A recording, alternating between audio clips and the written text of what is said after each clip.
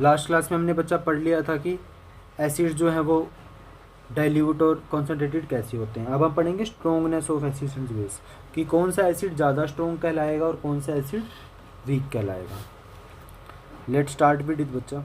अब तक हमने जो इंडिकेटर्स लिए थे बच्चा, हम इंडिकेटर्स लेते थे, मान लो यहाँ पे कोई टेस्ट ट्यूब है, यहाँ पे भी कोई टेस्ट ट्यूब है ना। तो बच्चा हम सिंपली इंडिकेटर की हेल्प से बता देते थे कि यहाँ पे एसिड आएगा, यहाँ पे बेस आएगा, है ना। ये हम किसकी हेल्प से करते थे? इंडिकेटर की वजह से। ओके, तो हम बता देते थे इनमें से कौन सा एसिड होगा, कौन सा बेस होगा। पर दिक्कत क्या है बच्चा, हम पढ़ने क्या वाले हैं कि अगर हमारे पास इसमें भी एसिड हो बच्चा और इसमें भी एसिड हो, अब हम कैसे बताएंगे कि कौन सा स्ट्रोंग है और कौन सा वीक है। लेट्स स्टार्ट विद इट बच्चा।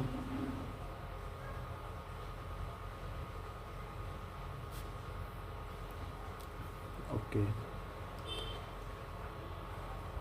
तो बच्चा इसके लिए ना हम एक और इंडिकेटर यूज करते हैं जिसका नाम होता है यूनिवर्सल इंडिकेटर।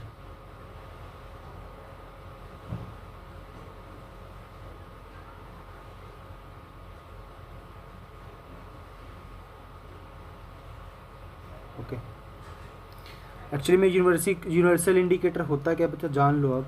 ये बस ऐसा इंडिकेटर है जो दुनिया की सारी चीज़ों के लिए कोई ना कोई कलर छोड़ता है, ठीक है।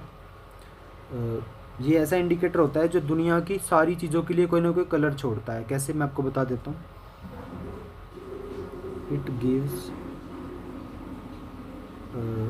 कलर फॉर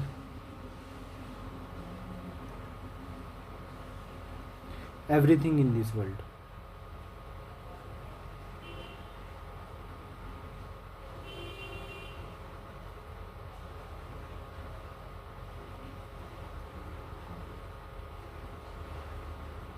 ठीक है, तो बच्चा हर चीज़ के लिए कलर छोड़ता है एक, ठीक है। और एक्चुअली यूनिवर्सल इंडिकेटर बनता कैसे है?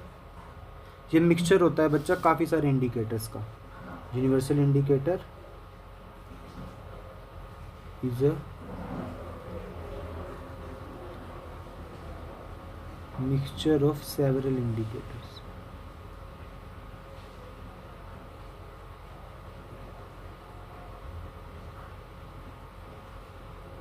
ओके,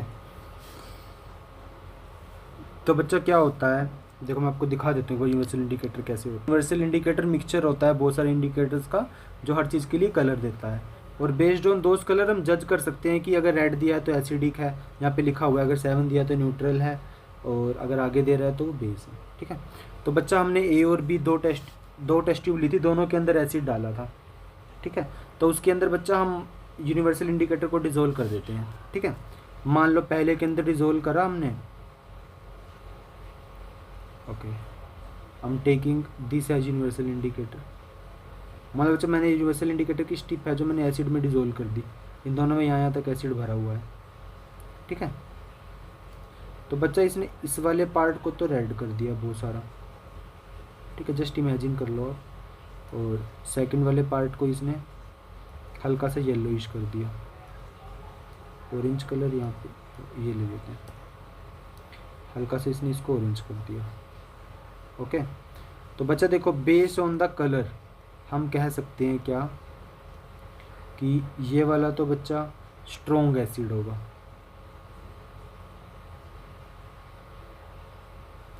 और ये वाला होगा वीक एसिड। ओके, तो ऐसे बच्चा यूनिवर्सल इंडिकेटर काम करता है। और अगर आपको पीएच की भी बात करनी है तो अगर स्ट्रॉन्ग एसिड आया तो इसका पीएच वैल्यू, इसकी पीएच वैल्यू क्या दिख रही है रेड कलर की, एकदम 0, ठीक है। और इसकी पीएच वैल्यू मान लो ये हल्का सा ऑरेंज है, इसकी पीएच वैल्यू आपको 1 दिख रही है। ओके, ऐसे आप अभी पीएच स्केल से ही समझ सकते हो। अभी हम पढ़ने वाले हैं इंडिकेटर को, ठीक है बच्चा।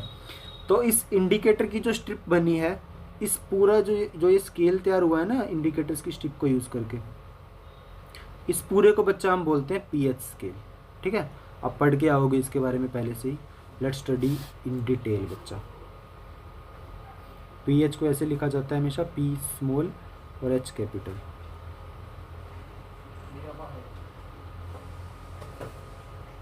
पीएच स्केल का क्या मतलब होता है बच्चा? पीएच स्केल की पहले फुल फॉर्म जान लो, ये होता है पोटेंट ऑफ हाइड्रोजन।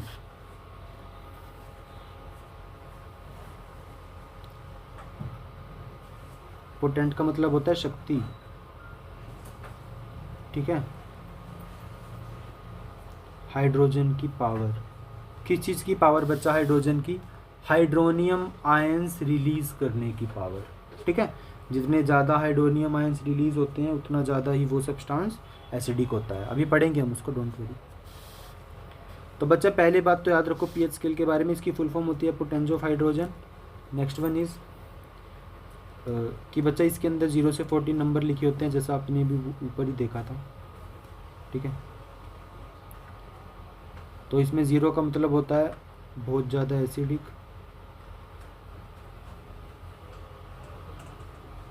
और 14 का मतलब होता है बहुत ज़्यादा बेसिक।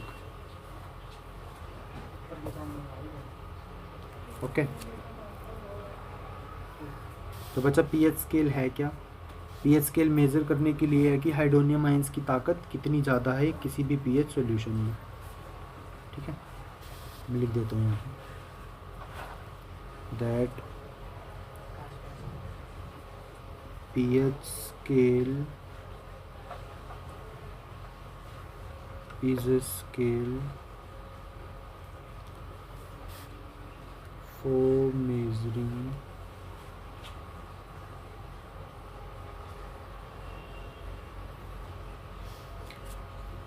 H पॉजिटिव, ठीक है, या फिर इसको हाइड्रोजन आयंस भी बोलते हैं।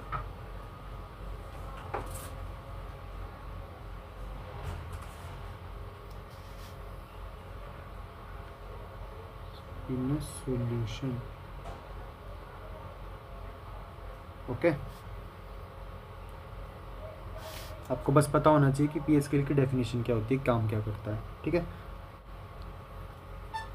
देखो बच्चा, टॉकिंग अबाउट पीएच स्केल, तो पीएच स्केल में आपको पता है कि जब भी हम 0 से 7 की तरफ जाते हैं तो क्या बढ़ रहा है बच्चा?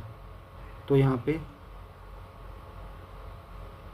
बेसिक नेचर बढ़ रहा है। आपको समझ आता है? ये जो बेसिक नेचर है वो बढ़ता जा रहा है राइट साइड में जाते हुए। पर जब बच्चा हम ऊपर से लेफ्ट में आते हैं तो यहाँ पे क्या बढ़ रहा है? एसिडिक नेचर, क्योंकि जिसका पीएच कम वो उतना ज़्यादा एसिडिक। ओके। तो आपको पता होना चाहिए बच्चा, अगर कोई भी एसिड है, एसिड के लिए बच्चा जो पीएच होगा वो हमेशा लेस देन 7 होगा, जैसे कि आपको इसमें दिख भी रहा होगा। और अगर हम बेस की बात करेंगे बच्चा, बेस के लिए जो पीएच होता है वो ग्रेटर देन 7 होता है। और अगर कोई न्यूट्रल है बच्चा तो उसका पीएच वैल्यू 7 होती है।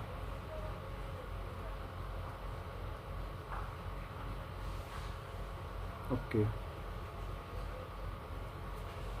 अब आगे देखो बच्चा, हम ऐसे लिख सकते हैं इसको कि जो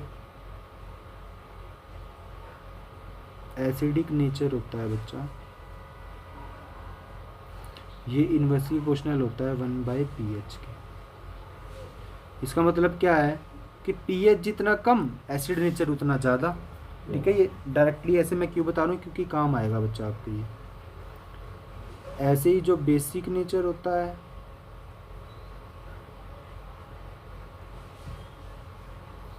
बेसिक नेचर डायरेक्टली प्रोपोर्शनल होता है पीएच के। मतलब जिसकी पीएच वैल्यू ज़्यादा उसका बेसिक नेचर ज़्यादा, पर जिसकी पीएच वैल्यू कम उसका एसिड नेचर ज़्यादा, ठीक है। आप जब खुद करोगे तो आपको पता चल जाएगा। अच्छा, और इसकी ना पीएच स्केल की कोई यूनिट नहीं होती है बच्चा, नो यूनिट, बस मैथमेटिकल नंबर होते हैं 1 2 3 4 5 6। ध्यान रखना, कभी पूछी जा सकती है। मूविंग फॉरवर्ड बच्चा, आपके लिए अब एक क्वेश्चन है मेरे पास। आप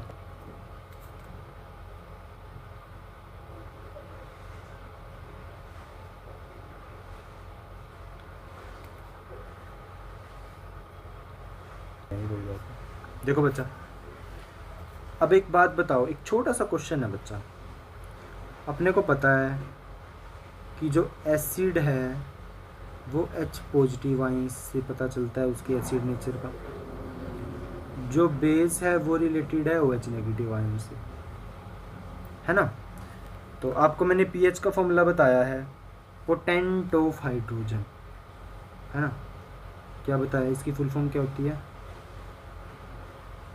पोटेंट ऑफ हाइड्रोजन, ठीक है। तो इसका मतलब क्या होता है बच्चा, कि पावर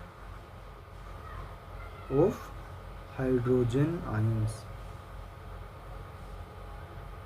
ठीक है। पोटेंट ऑफ हाइड्रोजन का मतलब है कि उसकी पावर कितनी है हाइड्रोजन आयंस सेक्रेट करने की या निकालने की, क्योंकि जिसके पास जितने ज़्यादा हाइड्रोजन आयंस होंगे वो उतना ज़्यादा ही क्या होगा, एसिड होगा। पर सर बेस का कैसे पता चलेगा, है ना। आप तो कह दोगे कि सर जो हाइड्रोनियम आयन ज़्यादा छोड़ेगा वो एसिड होगा, जो हाइड्रोनियम आयन कम छोड़ेगा वो वीक एसिड होगा, है ना। पर बेस का कैसे पता चलेगा, पीएच स्केल से, क्योंकि पीएच स्केल तो सिर्फ हाइड्रोजन आयन से रिलेटेड होकर बना हुआ है या उनको लेके बना हुआ है। तो इसका रीज़न वही है बच्चा, कल आपका डाउट था, मैंने उसमें भी शायद आपको सोल्व कराया था ये। तो आपको एग्जांपल देता हूँ मैं। एक्चुअली में ना जो बेस होते हैं वो भी हाइड्रोजन आयंस रिलीज करते हैं, ठीक है। तो एग्जांपल देता हूँ, जैसे हम बात करें बच्चा HCl के अंदर जब हम H2O मिलाते हैं तो देखो हाइड्रोजन तो टूटता, HCl तो टूटेगा ही बच्चा हाइड्रोनियम आयंस में, तो ये वाटर जो ये भी टूट जाता है, ठीक है।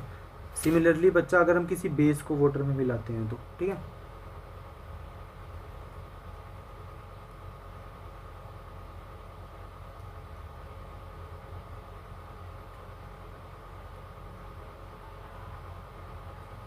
तो बच्चा देखो Na तो टूटेगा ही,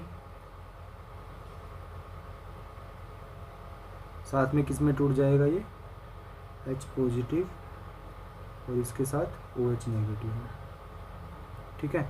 तो हमने क्या देखा बच्चा, not only acids but basis also dissociate into H positive ions. तो बेसिस के पास भी H पॉजिटिव आयंस होते हैं, बस उतने ज़्यादा नहीं होते हैं जितने एसिड्स के पास होते हैं, ठीक है। तो इसी की कॉन्सेंट्रेशन के हिसाब से बच्चा हमने पीएच स्केल को जन्म दिया है, ठीक है। तो जो हमारी एनसीईआरटी में पीएच स्केल बना हुआ है वो मैं बच्चा एक बार बना के दिखा देता हूँ आपको, ताकि आपको समझ आए। देखो कुछ बड़ा तीर नहीं मारना इसके अंदर,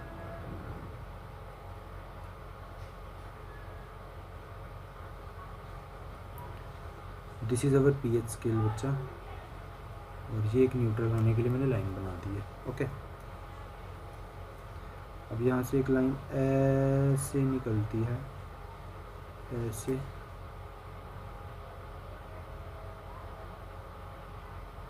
और वो ऐसे जाती है बच्चा, ठीक है।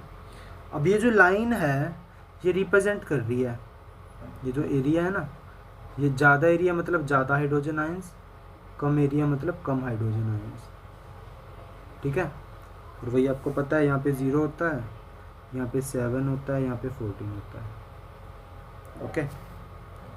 देखो बच्चा यहाँ पे लेफ़्ट वाले केस में एनसीईआरटी में दिया हुआ है डायग्राम, आप बना सकते हो अच्छे से, कोई दिक्कत नहीं है। बट जब हम 7 से लेफ़्ट में जा रहे हैं तो एसिड नेचर बढ़ रहा है, आप समझते हो इस बात को, ठीक है। जब हम लेफ़्ट में जा रहे हैं तो जो एसिड नेचर है वो बढ़ रहा है,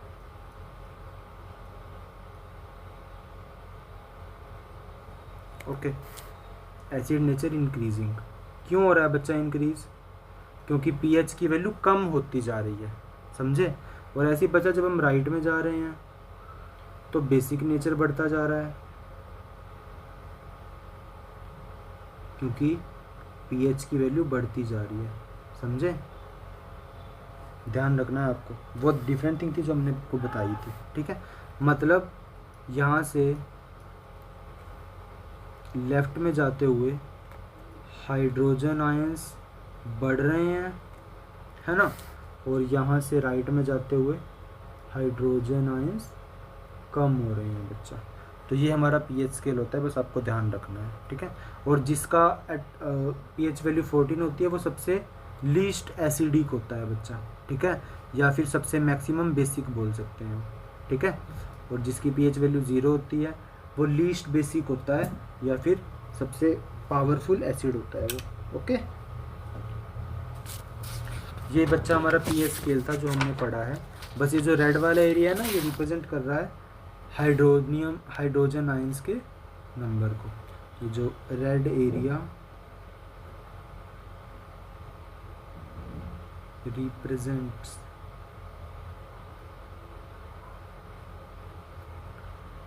number of H positive ions, ठीक है। बस आपको ये ध्यान रखना है बच्चा। नाउ मूविंग फॉरवर्ड, अब पढ़ते हैं बच्चा हम pH of some common substance that we are using in our daily life. PH value of some common substance. अब पढ़ेंगे कि pH value daily common substance के केस में कैसे काम करती है।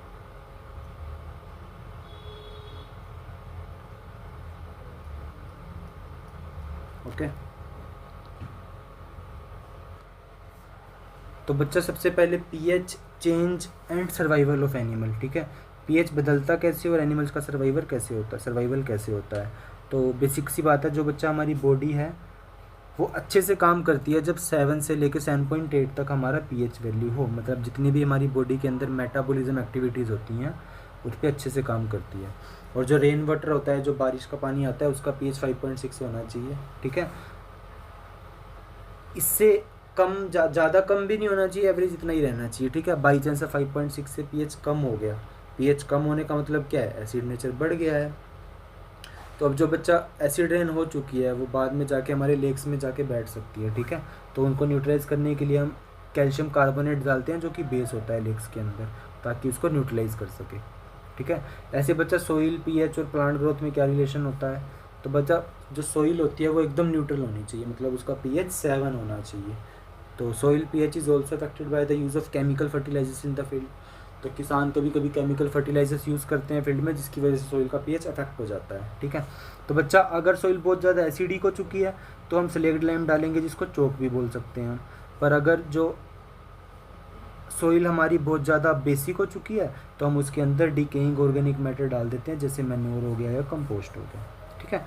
और पीएच अगर हम डाइजेस्टिव सिस्टम की बात करें तो वही आपको पता है, जब बॉडी में बहुत ज़्यादा एसिड बढ़ जाए तो हमें एसिडिटी हो जाती है, तो उसको हम रिमूव करने के लिए एक माइल्ड बेस यूज़ करते हैं।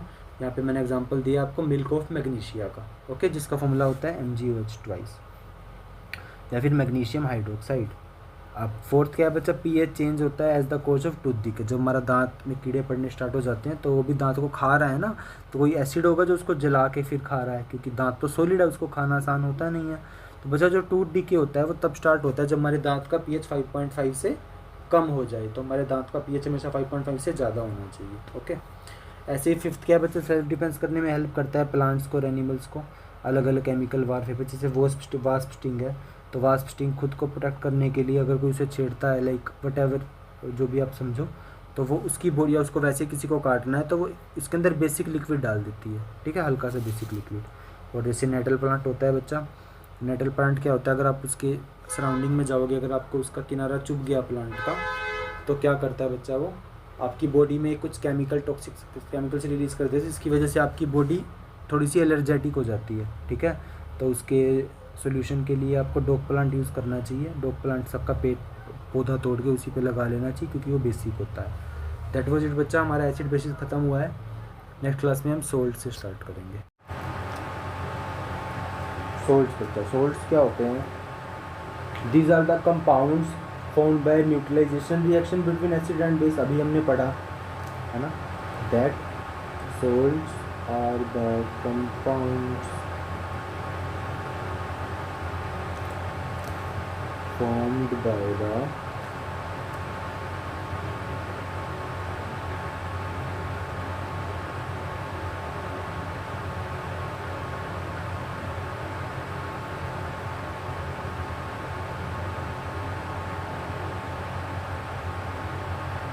Neutralisation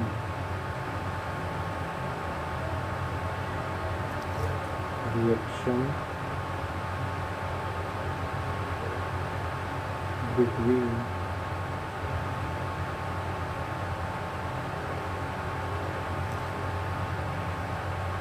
acids and bases. ठीक है, तो उनसे एसिड और बेसिस की न्यूट्रलाइजेशन रिएक्शन से जो सोल्ट मिलता है, जो कंपाउंड मिलता है, हम उसे सोल्ट बोलते हैं, है ना। और कोई सोल्ट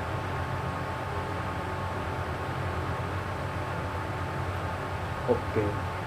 वैसे जब मैंने क्या देखा बच्चा, जब एसिड और बेस को मिलता है तो अपने को क्या मिलता है,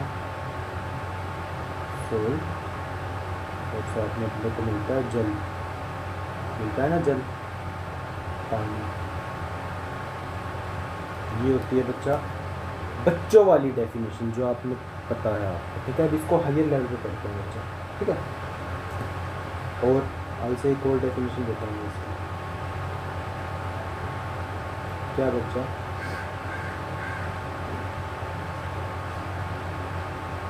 जैसे हमने एसिड बेसिस में हाइड्रोजन आयंस और OH नेगेटिव आयंस पढ़े थे ना, ऐसे यहाँ पे करेंगे बच्चा। क्या, that a salt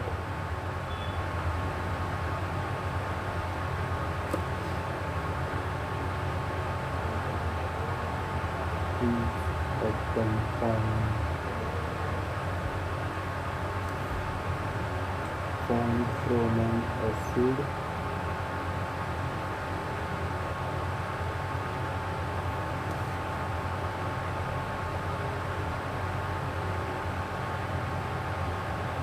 by the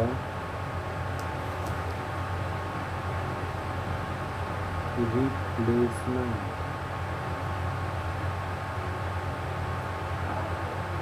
of hydrogen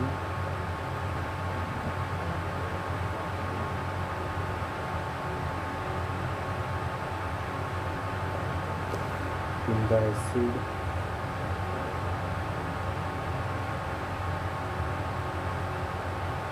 by metal। तो क्या होता है बच्चा, एक सोल्ट एक ऐसा कंपाउंड होता है जो बनता है एसिड से, जब हम उसमें से रिप्लेस कर देते हैं हाइड्रोजन को। ठीक है, मेटल से, मतलब डिस्प्लेसमेंट रिएक्शन करेंगे जैसे। देखो कैसे बच्चा, अगर मैं फॉर एग्जांपल दूँ, अगर HCl है बच्चा, ठीक है, तो HCl एसिड है बच्चा, है ना।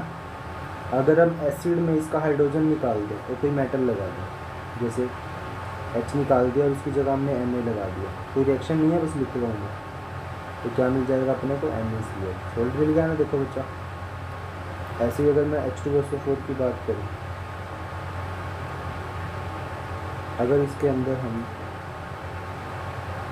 H2 निकाल दें और वीकेंड से हम पोटाशियम डाल दें, ठीक है, या फिर आप कॉपर भी डाल सकते हो, CuSO4 बन जाएगा। तो ये क्या बन जाएगा, K2SO4, कोई भी मेटल ले सकते हो आप। ठीक है बच्चा, पोटाशियम लिया हमने, पोटाशियम का मेटल। तो बच्चा एक सोल्ट एक ऐसा कंपाउंड होता है, जब भी किसी एसिड में हम रिप्लेसमेंट कर दे हाइड्रोजन का in the acid by metal से। ठीक है, तो किसी भी मेटल से जब हाइड्रोजन को रिप्लेस कर देंगे किसी भी एसिड में से, तो वो क्या बन जाता है बच्चा, वो बन जाता है हमारा सोल्ट। ठीक है, देखो कैसे, और एग्जांपल दे देते हैं थोड़ी सी। जैसे बच्चा FeCl2 ये भी सोल्ट होता है, MgCl2 ये भी सोल्ट होता है, ZnCl2 ये भी सोल्ट होता है, NaCl ये भी सोल्ट होता है, और कॉपर क्लोराइड का रह गया CuCl2 ये भी सोल्ट होता है, KCl भी सोल्ट होता है, Al2 और SO4 ये भी बच्चा सोल्ट भी होता है। ठीक है, एक्सेट्रा हो सकते हैं। ठीक है, अब बच्चा आपने एक कॉन्सेप्ट सुना होगा कि आजकल ये ट्रेंड चल रहा है वैसे तो, ठीक है, कि जैसे आप में से जैसे कॉन्सेप्ट होता है ना कि मान लो कोई हस्बैंड है, जैसे फॉर एग्जांपल तो बॉलीवुड में से हमारे जो विराट कोहली हैं, उनकी वाइफ का नाम है अनुष्का।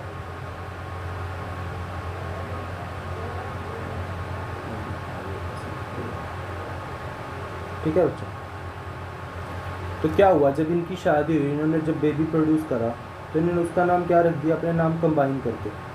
आप में से अगर किसी को विराट कोहली और अनुष्का की बेटी का नाम नहीं पता तो उसका नाम है विरुक्षा या विरुष्का, आई डोंट नो, ऐसे ही कुछ नाम है, विरुष्का होना चाहिए, विरुक्षा में, विरुष्का दिख रहा है आपको। इन दोनों में से उठा के इसका नाम लिख दिया, विराट का वीर ले लिया और अनुष्का का शका ले लिया, तो विरुष्का उसका ले लिया, अनुष्का का इन्होंने उसका ले लिया और विराट का वीर ले लिया, तो उसका वीर मतलब विरुष्का बन गया। मतलब कैसे भी आप नेम प्ले कर लो, वो वर्ड्स प्ले कर लो, उससे कुछ नहीं होने वाला, ठीक है। ऐसे ही बच्चा हम सोल्ट की नेमिंग करते हैं, कैसे देखो, अगर आपको सोल्ट की नेमिंग करनी है, जिसमें तो सोल्ट में या तो कुछ नहीं, एसिड और बेस ही होता है ना, तो अगर हम बच्चा एक एसिड ले लें HCl और बेस ले लें NaOH, ठीक है। वैसे आपको पता है यहाँ पे NaCl बनेगा, और मैं आपको कैसे बता रहा हूँ बच्चा, देखो एसिड और बेस को जब हम रिएक्ट करवाएंगे तो अपने को वाटर तो देखो पहले ही मिल जाएगा, ठीक है, अब मिलेगा सोल्ट, ठीक है। तो जो एसिड वाला पार्ट है ना बच्चा, एसिड वाला पार्ट, ठीक है, उसको बाद में लिखना होता है। ये देखो ये एसिड वाला पार्ट है, बेस वाला पार्ट है, तो नेमिंग होती है, तो बेस वाला पार्ट पहले आता है बच्चा, Na पहले आ जाएगा और क्लोरीन एसिड वाला पार्ट बाद में, तो ये सोल्ट बन जाता है, ठीक है। ये बेस होता है हमारा और ये एसिड होता है, तो ऐसे ही कंबाइन हुआ जैसे ऊपर वाला हुआ था। बस H2O तो अपने को अलग से मिलता ही मिलता है, ठीक है। तो आप किसी भी सोल्ट अगर तैयार करना हो आपको, तो आप ऐसे केमिकली यहाँ करके तो फिजिकली ऐसे तैयार कर सकते हैं, ठीक है बच्चा। ये ध्यान रखना है, बस ध्यान रखना है कि पहले बेस लेना है फिर एसिड लेना है, कुछ नहीं करना, अपने आप बन जाएगा। नेक्स्ट बच्चा, कुछ साल्ट की फैमिली होती है, उसके बारे में थोड़ा बहुत जान लो।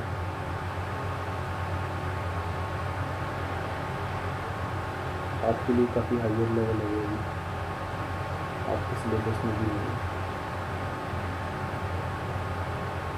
फैमिली ऑफ सोल्ट का क्या मतलब है, अगर मैं बात करूँ NaCl, अब मैं बात करूँ या फिर KCl, ठीक है। तो आप ध्यान दो बच्चा, इन दोनों के पास ही Cl नेगेटिव आयन है ना, और ऐसे आयन जिन पे नेगेटिव चार्ज होता है उसको क्या बोलते हैं, एनायन। ऐसे आयन जिस पे नेगेटिव चार्ज जो होते हैं एनायन, ठीक है। तो ये बच्चा ये बिलोंग कर जाएंगे क्लोराइड फैमिली का, ये सोल्ट की फैमिली है, क्लोराइड फैमिली, ठीक है, जिसके अंदर Cl नेगेटिव आयन होते हैं, फिर लास्ट में Cl लिखा जाता है। ऐसे बच्चा और भी होते हैं, जैसे NaCl होता है, या फिर हम कहें कि ये Na2SO4 होता है, ठीक है। अब इनके पास बच्चा कौन सा आयन है, इनके पास है Na पॉजिटिव आयन, ठीक है। और पॉजिटिव आयन्स क्या होते हैं बच्चा, कैटायन,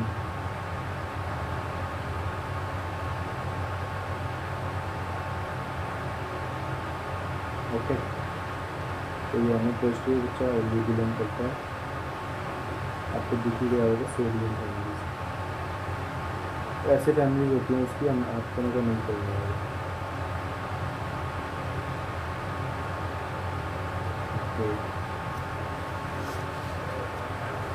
Now moving forward बच्चा,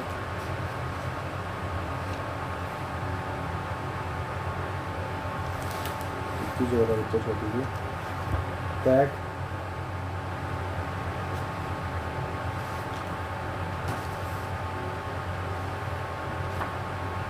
we can say the salt of strong acid and bases are neutral. ठीक है, इसको ध्यान रखना बच्चों।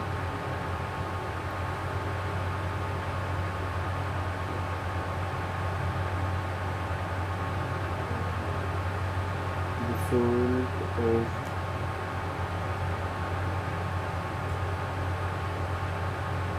strong acid and strong base।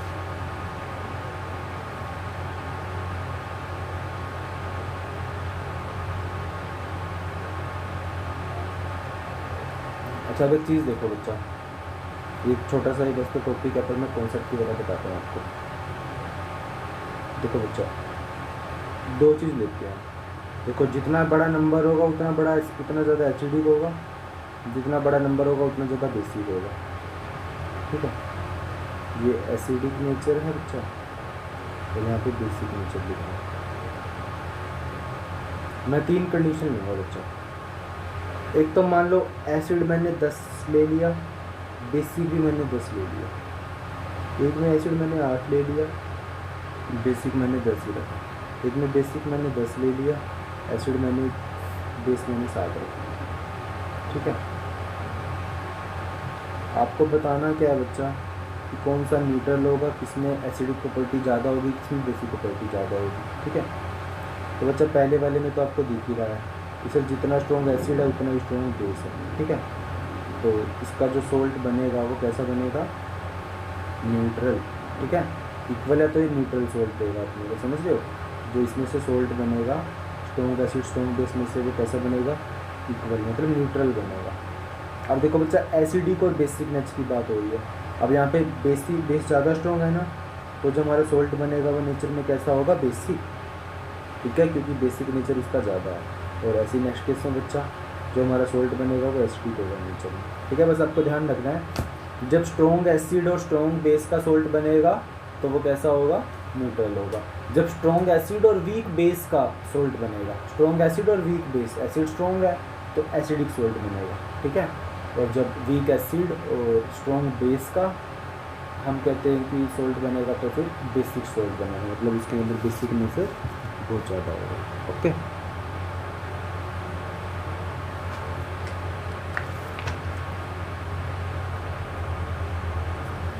Okay, अब आगे बढ़ते हैं बच्चा।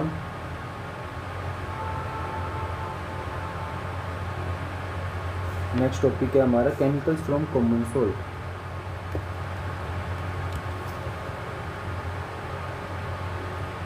ये हमारा लास्ट टॉपिक है बच्चा इस चैप्टर का।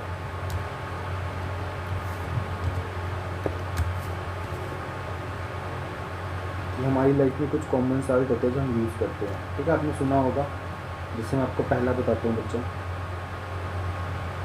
सबसे पहले आपने सुना होगा कास्टिक सोडा के बारे में।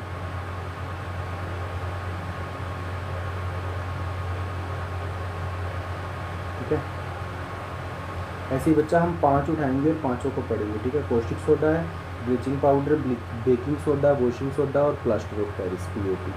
ठीक है, हम इसमें क्या पढ़ेंगे, इनका केमिकल फॉर्मूला पढ़ेंगे, केमिकल फॉर्मेशन पढ़ेंगे, कैसे बनते हैं, और इनका केमिकल नेम क्या है वो भी पढ़ेंगे, और दैट्स इट, इनके यूजेस पढ़ेंगे।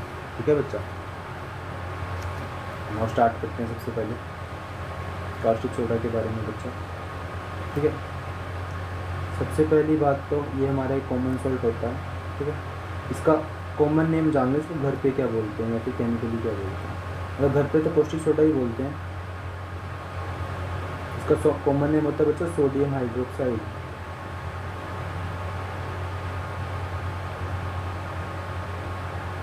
सोडियम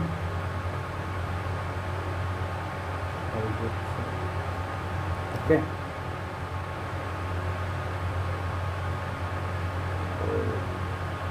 इसका फॉर्मूला बच्चा आपको पता ही है, ये NaOH होता है ना, सोडियम हाइड्रोक्साइड। ओके, ये तो बच्चा होगा कॉस्टिक सोडा का केमिकल नेम और केमिकल फॉर्मूला। ठीक है, अब हमें पढ़ना है इसकी फॉर्मेशन। ठीक है, तो इसकी फॉर्मेशन कैसे होती है बच्चा।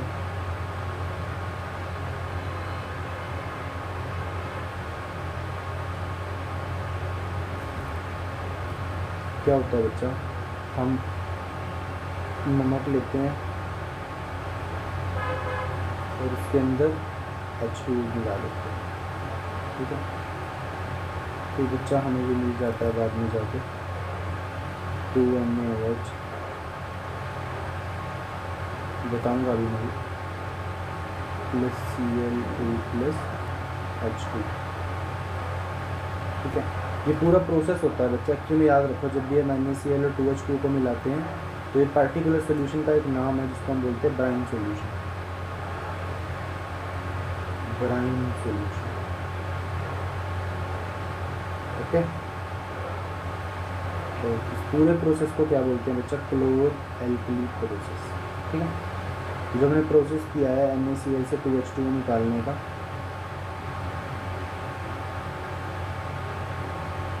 पूरे प्रोसेस को हम क्या बोलते हैं, क्लोर एल्कली प्रोसेस,